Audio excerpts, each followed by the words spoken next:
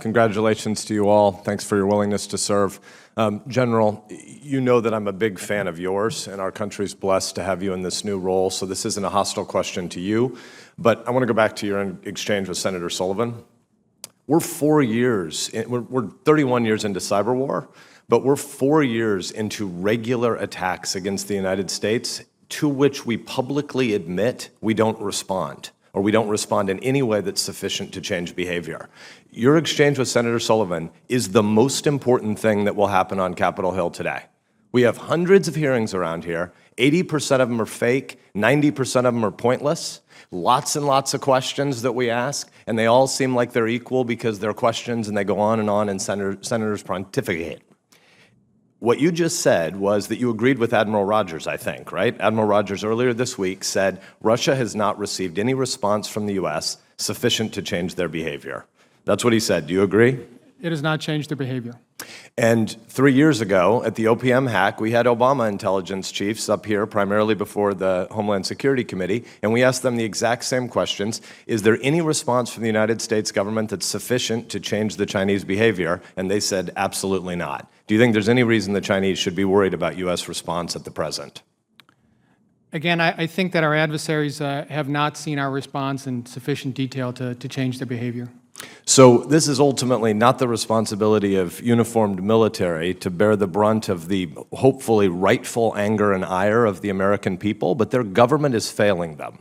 At the top, at the executive and at the legislative level, we are not responding in any way that's adequate to the challenge we face. We face in cyber war, if we're just playing cyber defense, we have an asymmetric threat against us because we're the biggest, most advanced economy in the world.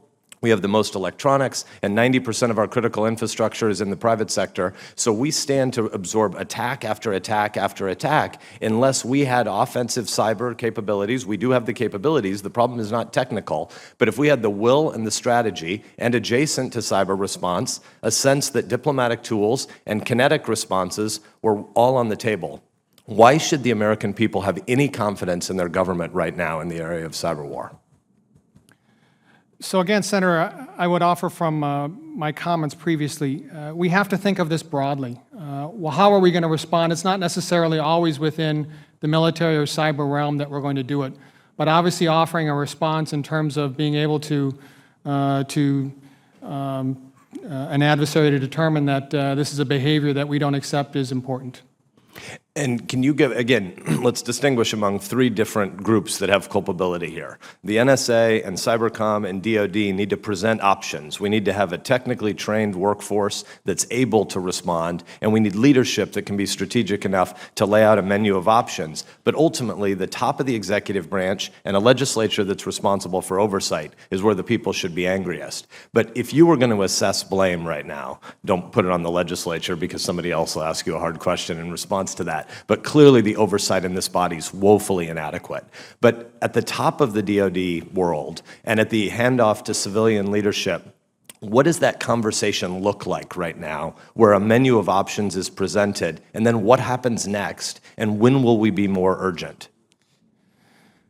So, Senator, you offer a number of different questions that right now in my current role, I couldn't give you an informed response. What I think has to happen is, obviously, if confirmed, I provide a series of cyber and military options that's considered by the Secretary of Defense and ultimately the President. But these are only, a realm of one portion of our deterrence.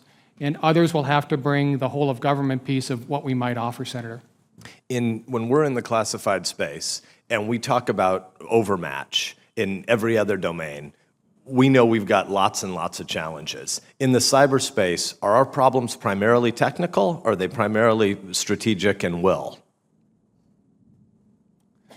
So, Senator, I would offer that we have a number of different capabilities, and I don't think that our problems are either of those. I think that what we have to do is to continue to determine what is the best way forward here, what fits within our national strategy, and then act on that, Senator.